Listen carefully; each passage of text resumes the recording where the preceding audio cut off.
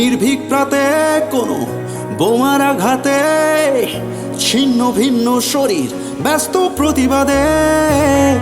ভীষণ অশান্ত আমি রণক্লান্ত বিপ্লবী বলে নাকি মরেছি অবঘাতে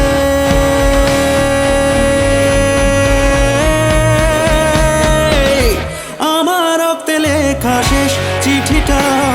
জানি পৌঁছবে যদি তুমি চাও হাঁটবে তুমি আমার এই মিছিলে জানি বিপ্লব তুমি